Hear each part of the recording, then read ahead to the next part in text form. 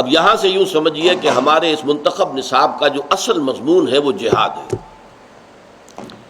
آغاز ہو رہا ہے اس آیت مبارکہ سے.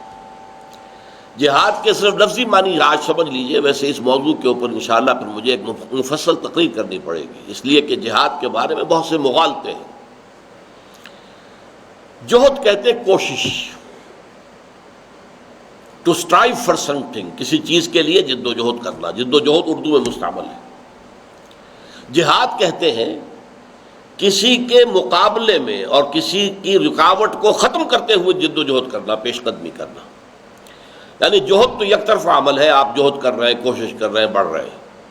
جہاد میں کیا ہے کہ دو مخالف قوتیں آ گئی، کوئی آپ کو روک رہا ہے یا کوئی آپ کو کسی اور طرف دھکیل رہا ہے، آپ کہتے ہیں نہیں گزر جاؤں گا میں. یہ جو جہاد، یہ جو کشاکش ہے، یہ جہاد. جہد اور جہاد کا یہ فرق ہے. انگریزی میں ٹو اسٹرائیو فار یہ جہد ہے، ٹو اسٹرگل اگینسٹ یہ جہاد ہے.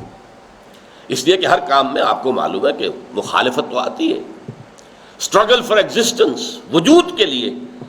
ہر ذی حیات شے جو ہے، ہر ذی حیات وجود جو ہے اس کائنات میں، وہ ایک اسٹرگل میں، اسٹرگل فار ایگزسٹنس، مقابلہ ہے.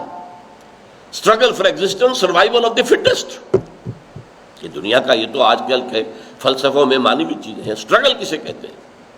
مقابلہ.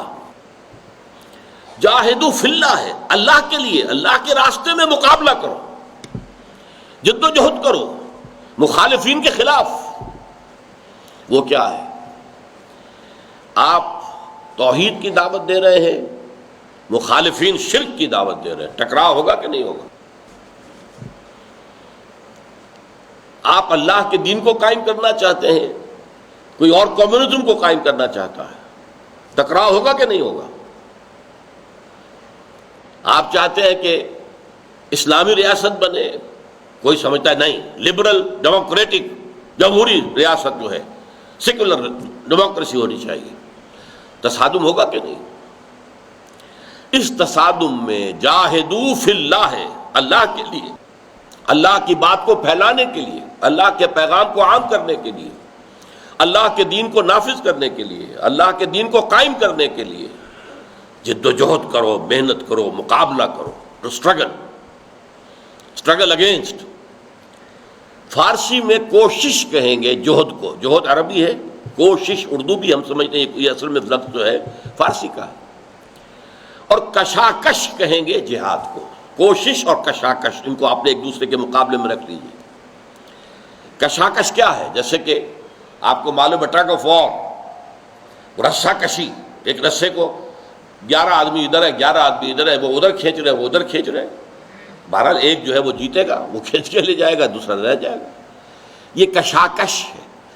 کشمکش اصل میں ایک مختلف لفظ ہے بالکل، لیکن اردو میں عام طور پر ہم کشمکش استعمال کرتے ہیں کشاکش کی بجائے. کشمکش در حقیقت ایک ایسی ذہنی اور نفسیاتی کیفیت کا نام ہے کہ چلوں یا نہ چلوں، یہ کروں یا نہ کروں، تذبذب کی کیفیت میں انسان مبتلا. کشمکش، فرصت کشمکش مدے این دل بے قرار را، یک دو شکن سے آدھا کن گیسو تاب دار را.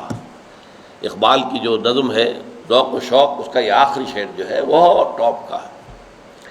اگرچہ اس کے بارے میں یہ طے کرنا مشکل ہے کہ یہ حمد کی نظم ہے یا نعت کی نظم ہے. عام لوگ اسے نعت کی سمجھتے ہیں، میرے نزدیک یہ حمد کی نظم ہے. بہرحال تو اللہ تعالیٰ سے مخاطب ہو کر میرے نزدیک اقبال کہہ رہا ہے کہ یہ جو مجھے کشمکش ہے، میں چلوں یا نہ چلوں، آپ کی طرف آؤں یا نہ آؤں، مجھے یہ اس کی بھی فرصت مت دے کہ میں یہ سوچوں، بلکہ اپنا حسن جو ہے کچھ اور اس کے اندر اضافہ فرما. یک دو شکن زیادہ کن گیسو تابدار رہا، تاکہ میں اس طرح کھنچا ہوا آ جاؤں کہ مجھے یہ سوچنے کا موقع نہ ملے کہ میں چلوں یا نہ چلوں. یہ تذبذب جو ہے یہ بھی در حقیقت ایک انسان کے اندر ڈبل مائنڈڈ ہونے کی ایک علامت ہے نا. فرصت ہی نہ دے اس کی، مجھے یہ سوچنے کے لیے وقت چاہیے نا. فرصت کشمکش مدے این دل بے قرار را، یک دو شکن سے آدھا کن گیسو تابدار را. تو یہ کشمکش کا لفظ جو ہم استعمال کرتے ہیں، یا اس شعر میں صحیح معنی میں استعمال ہوا، کشمکش، کھینچو مت کھینچو، چلو مت چلو، جاؤ مت جاؤ. لیکن کشاکش کا لفظ ہے اصل میں، اور شعر مجھے یاد آ گیا، اگرچہ شاعر عام طور پر ان کے بارے میں اچھی آرا نہیں، اب فوت ہو گئے ہیں، اللہ کے حضور حاضر ہو گئے ہیں۔ کوثر نیازی صاحب کا شعر تھا، بہت شعر اپنی جگہ بہت عمدہ ہے۔ کشا کشے خس و دریا ہے دیدنی کوثر، الجھ رہے ہیں زمانے سے چند دیوانے۔ کسی بھی انقلابی تحریک کے شروع میں کیا ہوتا ہے؟ چند دیوانے ہیں، فینیٹکس ہیں، لوگ انہیں مجنون سمجھتے ہیں، پاگل سمجھتے ہیں۔ انؤمن کما آمن السفہاء، کیا ہم ایمان لائے اس طور سے جیسے یہ بے وقوف لوگ ایمان لائے؟ یہ تو فینیٹکس ہیں، یہ تو دیوانے ہو گئے، یہ تو مجنون ہو گئے، انہیں اپنے نفع نقصان کا خیال نہیں رہا، دائیں بائیں آگے پیچھے دیکھتے ہی نہیں۔ لیکن وہ لوگ جو ہیں چند دیوانے الجھ رہے ہیں زمانے سے، زمانے کی ایک رفتار ہے، ایک چال ہے، ایک طرف چلنا چاہ رہا ہے زمانہ، اور وہ الجھ رہے نہیں، ادھر نہیں جانے دیں گے، یہ غلط راستہ ہے، ادھر چلو۔ تو یہ کیا ہے؟ جیسے کہ دریا اور گھاس کا معاملہ ہوتا ہے۔ دریا کا بہاؤ دیکھیے، وہ بہہ رہا ہے، گھاس بیچاری کہاں سے روک لے گی؟ تو کشا کشے خس و دریا ہے دیدنی کوثر، ایک طرف دریا کا بہاؤ ہے اور ایک طرف یہ گھاس ہے جو روکنا چاہ رہی ہے اس کے بہاؤ کو۔ تو یہ جو کشاکش ہو رہی ہے اس کے مابین، یہ قابل دید منظر ہے۔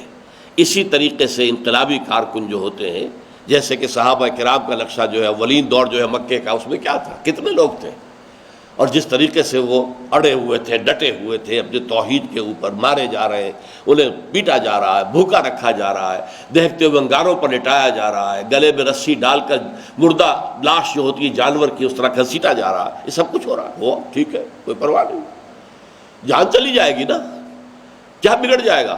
سیدھے جنت میں جائیں گے، یوم حساب کا انتظار بھی نہیں ہے شہید کے لیے، یوم حساب کا انتظار نہیں ہے، وہ تو سیدھا جنت میں جاتا ہے۔ اسی لیے حضرت سمیہ اور حضرت یاسر کو جب ٹارچر کر رہا تھا ابو جہل اور حضور پاس سے گزرتے تھے تو کیا کہتے تھے؟ اصبروا یا آل یاسر فإن موعدکم الجنہ، بالکل گھبراؤ نہیں ہے یاسر کے گھر والوں، تم صبر کرو، جھیلو، برداشت کرو، تمہارے وعدے کی جگہ جنت ہے، وہاں تمہارے استقبال کی تیاریاں ہو رہی ہیں۔ یہ ہے جہد، جہاد، جاہدوا فی اللہ حق جہاد، جہاد کرو اللہ کی راہ میں جیسا کہ اس کے لیے جہاد کا حق ہے۔ اور اس میں اب نوٹ کیجئے، میں پہلے بھی توجہ دلا چکا ہوں کہ اس ایک رکوع میں یہ حق کا لفظ 2 دفعہ آیا، ما قدر اللہ حق قدرہ، انہوں نے نہیں پہچانا اللہ کو جیسا کہ پہچاننے کا حق تھا، لہذا شرک میں مبتلا ہو گئے۔ اگر معرفت خداوندی جیسے کہ ہونی چاہیے حاصل ہو جائے تو کوئی شرک کے اندر مبتلا نہیں ہوگا۔ اللہ کے حسن و جمال کا اگر مشاہدہ ہو جائے تو پھر کسی اور کا حسن اس کی نگاہ میں کہاں ٹکے گا، کہاں جمے گا؟ اللہ کی عظمت اگر منکشف ہو جائے تو پھر کسی چھوٹی موٹی چیز کو انسان اپنا مطلوب و مقصود کیسے بنائے گا؟ لہذا وہ ما قدر اللہ حق قدرہ اور جاہدوا فی اللہ حق جہاد، 2 ہی چیزیں ہو گئی، اللہ کو پہچانو جیسے کہ پہچاننے کا حق ہے، اور پھر اس کے لیے اپنا تن من دھن لگا دو، اس کے لیے جہاد کرنے میں جیسا کہ اس کے لیے جہاد کا حق ہے۔